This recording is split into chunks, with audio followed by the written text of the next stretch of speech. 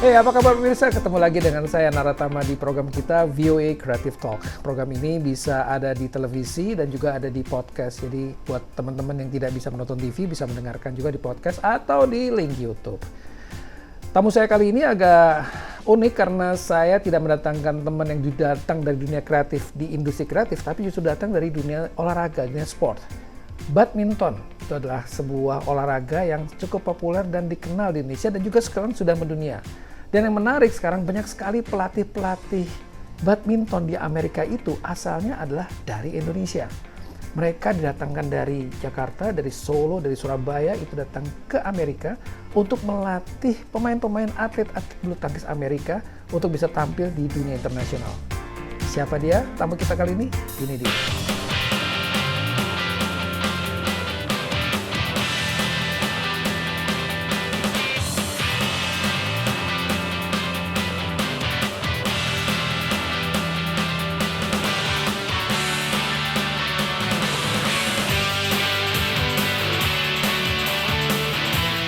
Dengan Coach Komang.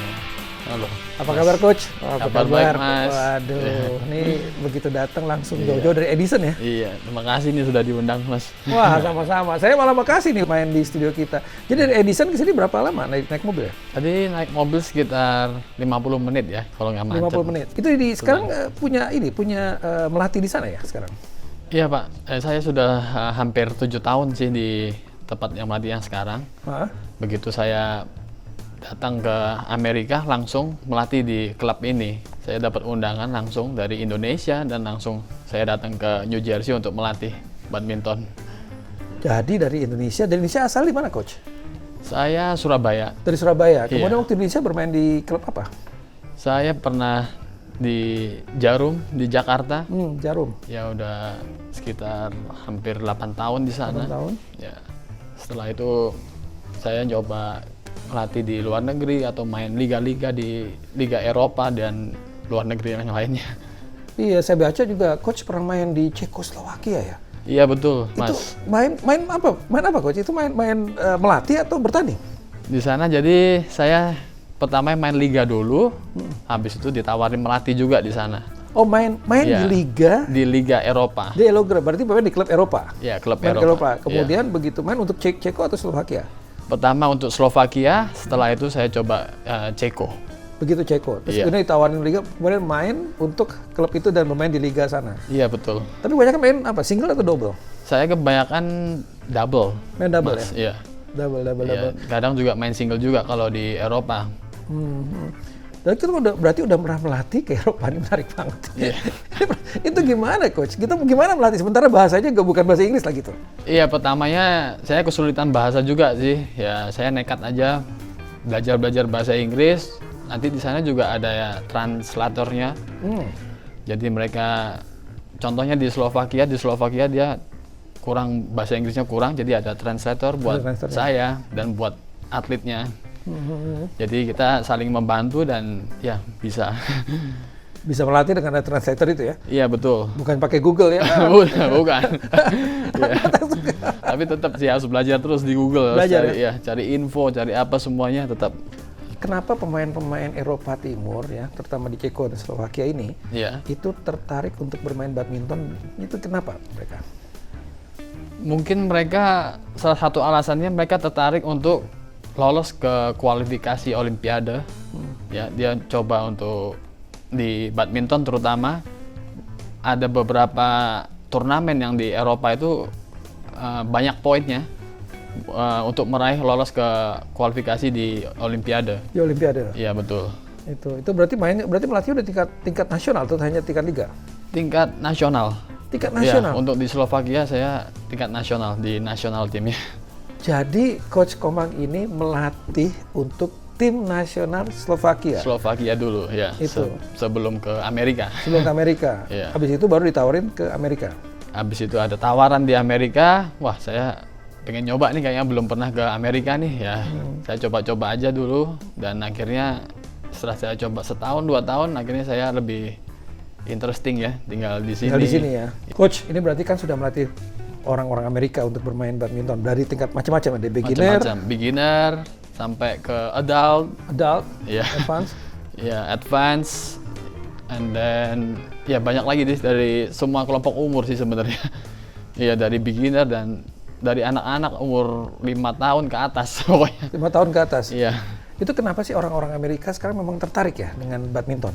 Dan mereka tahu nggak sih badminton itu adalah Indonesia itu adalah one of the best badminton players gitu. Oh iya jelas, mereka tahu sekali karena sebab itu mereka mau offering pelatih dari Indonesia dan cari tahu dan belajar lagi tentang badminton di negara kita Indonesia. Karena Indonesia terkenal dengan badmintonnya ya, terutama di dunia. Dan mereka juga ingin belajar lagi, lebih belajar, makanya mereka mau beberapa pelatih Indonesia datang ke sini untuk melatih anak-anak di Amerika. Untuk melatih anak-anak. Apa tantangannya, Coach? Melatih orang-orang Amerika nih. Karena kan saya lihat, ya, bayangin Amerika. melatih di Amerika, students-nya menang di tingkat nasional. Jadi menarik banget. Itu apa, Coach, yang paling tantangan terbesar tuh apa? Kalau dibanding sama orang kita Indonesia, mereka udah siap kerja keras memang buat khusus atlet ya. Di badminton mereka udah siap latihan keras, latihan berat. Tapi kalau di Amerika di sini lebih agak santai kok di compare sama Indonesia. Oh gitu? Iya. Jadi kalau dibandingkan dengan kalau Indonesia kan lebih disiplin, lebih disiplin. Kalau di sini malah lebih santai. Lebih santai juga karena mereka fokus ke studi sekolah. Jadi mereka harus balance ya. Tapi kan kalau di sini kalau nggak salah kayak pemain-pemain NBA itu kemudian ketika college ya mereka main di NCAA terus kemudian main di NBA itu kan mereka kadang-kadang belum selesai sekolah tuh. Tahun kedua, tahun ketiga mereka udah bagus, udah masuk professionals. Di badminton di Amerika begitu juga. Kalau di badminton mereka lebih tetap pendidikan nomor 1, sekolah nomor 1. Jadi setelah lulus SMA mereka ke college dia lebih mementingkan pendidikan dulu dan mungkin sambil pertandingan atau apa masih latihan masih boleh lah ya. Jadi ya pendidikan nomor 1 di sini tapi tetap mereka mau belajar.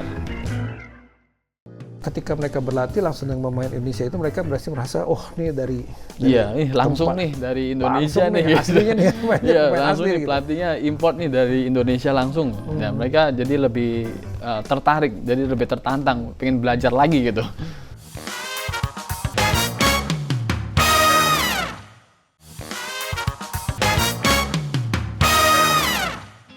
Kalau di Indonesia itu kan kalau mau masuk ke Jarum atau masuk ke pusat pelatnas gitu udah selesai itu dia pokoknya udah fokus di situ gitu kan. Iya. Kalau di Ceko gimana? Gitu juga? Kurang lebih, cuman di Eropa dia lebih suka pertandingan ke luar negeri.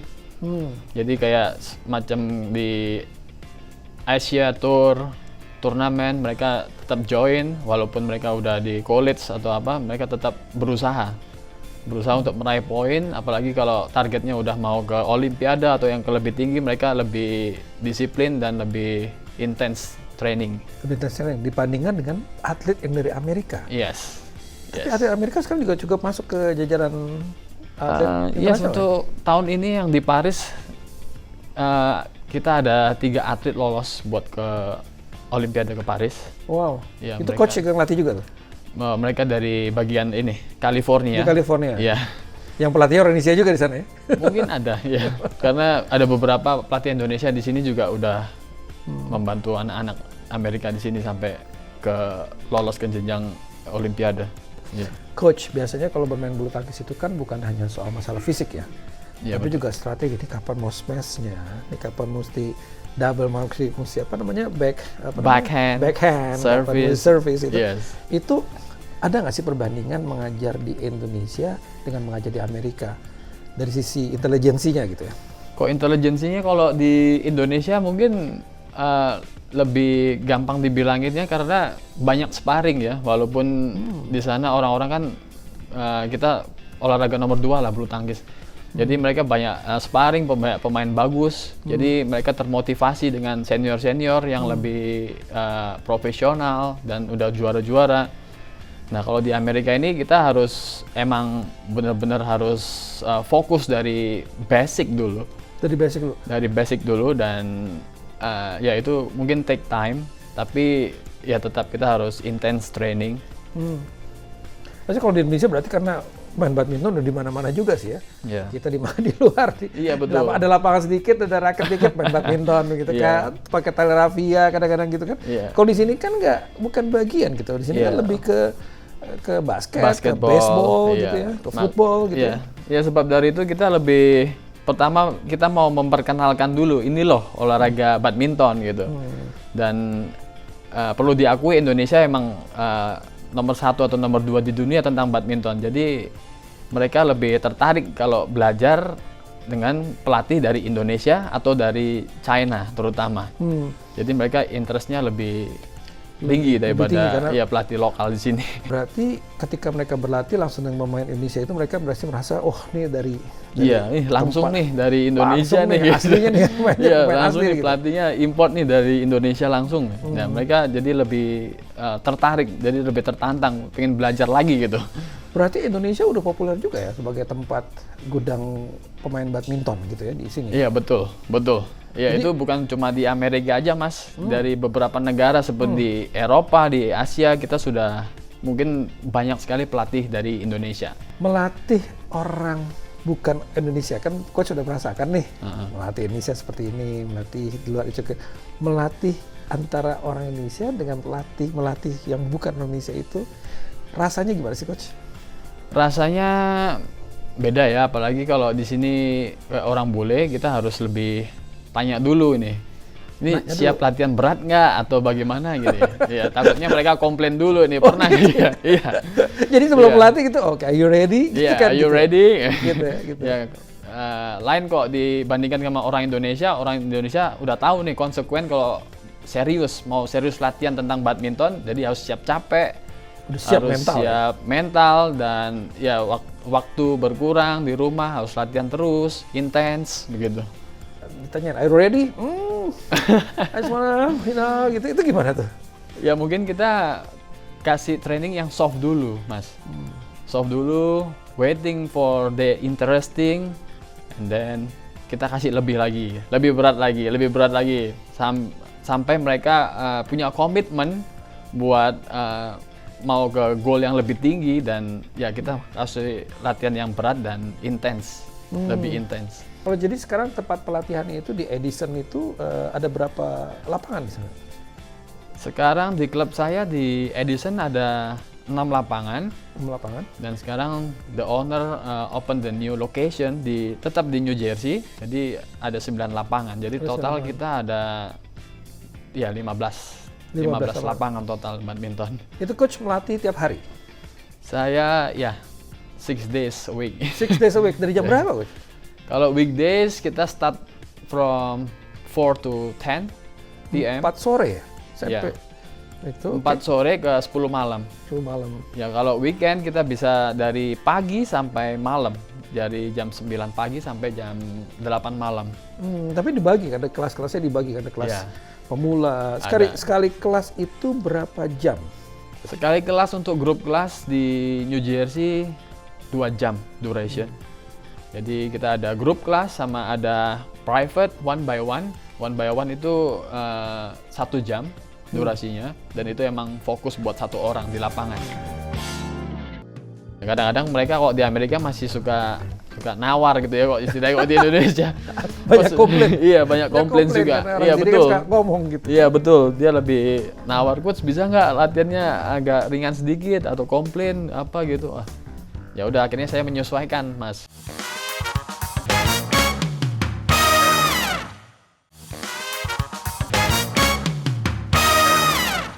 Coach, itu kalau latih itu semua ada berapa di total students?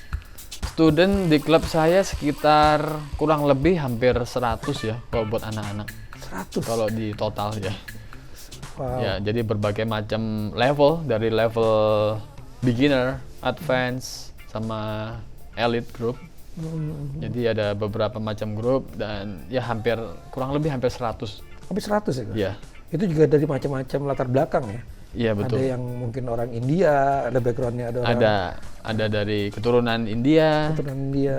China, ada juga dari orang Amerika asli, ada orang kulit hitam juga. Iya, jadi jadi semua macam-macam. macam-macam. Iya, campur. Itu ngadepin 100 itu juga seru juga tuh ya. Iya.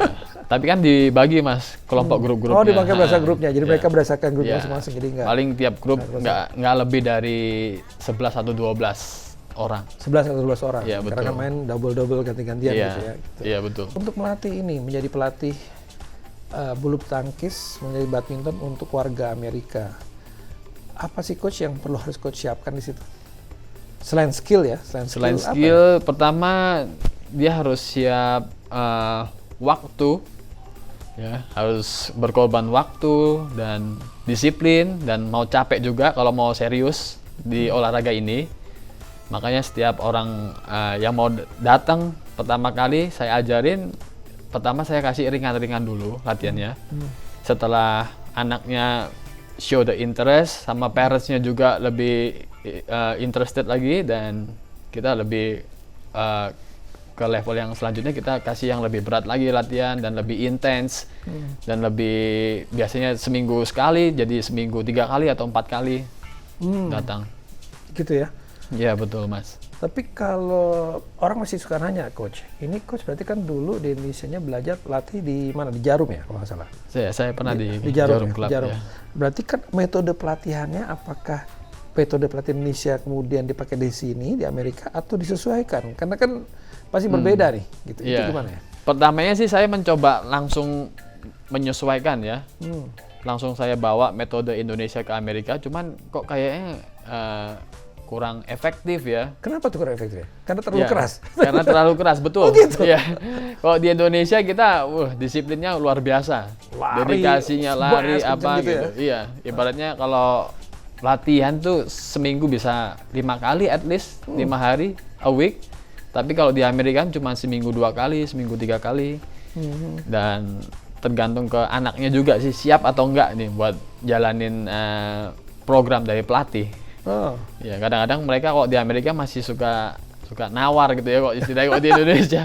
Banyak komplain. Iya banyak komplain juga. karena orang Iya sini betul. kan suka ngomong gitu. Iya betul. Dia lebih nawar, coach bisa nggak latihannya agak ringan sedikit atau komplain apa gitu. Ya udah akhirnya saya menyesuaikan Mas. Oh gitu jadi Iya pelan-pelan. biasa kenceng Iya. lama-lama pelan-pelan dia nyesuaiin ya, sesuai Iya. dengan karakter mereka ya. Iya betul. Saya pelan-pelan begitu mereka saya anggap siap dan saya adjustment lagi, kasih lebih berat lagi sampai mereka komitmen dan punya goal yang tinggi dan yes. Dan di situ kita harus ada komitmen dan latihan intens, lebih berat lagi. Terus untuk strategi gimana? Taktik gimana? Taktik. Untuk taktik kurang lebih kita terapkan sih yang dari Indonesia ke sini.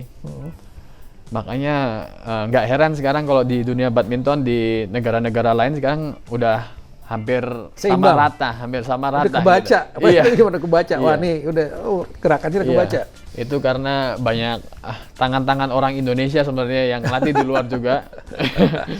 Jadi ya apalagi pemain badminton dari Indonesia mereka dibutuhkan di negara luar buat melatih, buat sparring di luar negeri. Di berbagai macam negara. Iya. Ada yang selalu pengen tanya adalah, coach kan orang Indonesia gitu ya. Iya. Gimana sih rasanya mengajar depan orang Amerika kemudian mengajar ke mereka kemudian kalau pemain itu bermain melawan Indonesia sekarang gitu kan? Ya pertama pasti ada rasa nasionalisme pasti ada ya nggak enak. Cuman kita dituntut profesionalisme di kerjaan. Jadi tetap ya kita fokus ke kerjaan ya. Tapi setelah di luar lapangan tetap Indonesia. Apalagi ya, bahwa orang Indonesia di Amerika kan. Iya betul. Apalagi di sini dan banyak jadi dan secara nggak langsung kan sebenarnya Coach Komang ini kan sudah merepresentasikan dunia olahraga Indonesia terutama badminton di Amerika dan mempopulerkan. Berarti kan ikut membanggakan nama Indonesia juga kan Coach? Iya, malah kita berusaha mengharumkan nama Indonesia mungkin ya dengan memperkenalkan dan berbagi ilmu tentang bulu tangkis. Bulu tangkis. Iya. Mereka disuruh ini nggak sih, Coach, student-student itu untuk menonton pertandingan-pertandingan Indonesia kayak Rudy Hartono misalnya, legend-legend Indonesia, mereka dikenalkan nggak? Oh iya. Dikenalkan ya? Iya, mereka lebih familiar ya dengan pemain dari Indonesia. Contohnya seperti kemarin kayak Jonathan Christie, Kevin Sanjaya, dan banyak pemain top lagi dari Indonesia. Mereka sangat ngefans sekali. Iya. Mereka kenal ya? Mereka Iya. tahu, mereka kenal ya? Iya, Wah, betul. Keren Mereka banget. sangat fans sekali dan malah mau meniru semua tentang style, how to play, the action, how to play everything from Indonesia.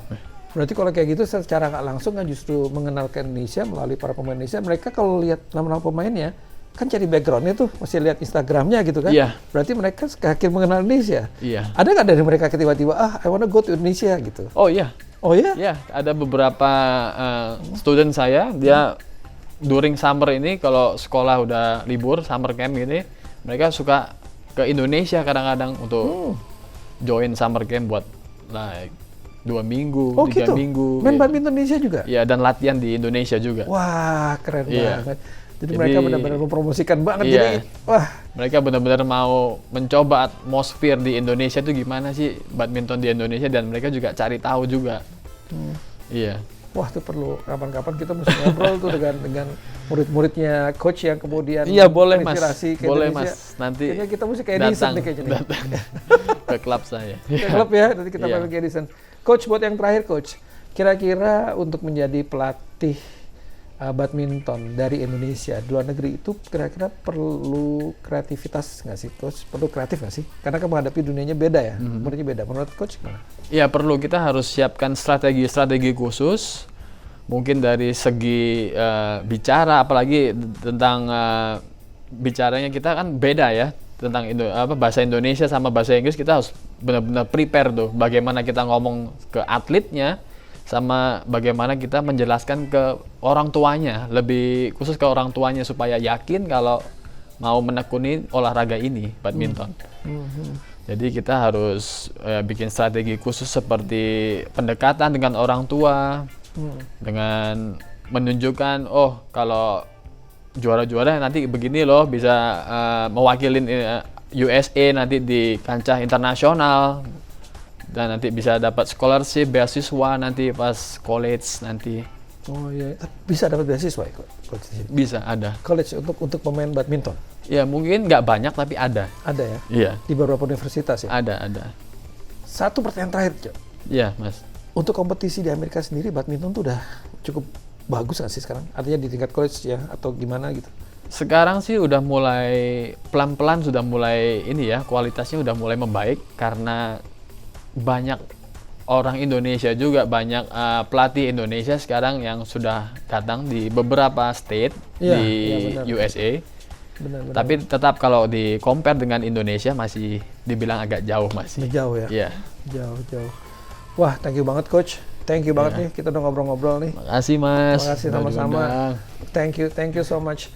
So itu dia tadi obrolan kita dengan Coach Komang yang sudah mempromosikan Indonesia melalui badminton dan membawa para pemain-pemain badminton dari Amerika datang ke Indonesia untuk berlatih badminton di Indonesia. Ini sebuah cerita inspiratif dan semoga bermanfaat untuk kita semua. Thank you so much Coach. Terima Dan kasih. teman-teman semua, sampai ketemu di VOA Creative Talk episode mendatang dan salam kreatif. Bye.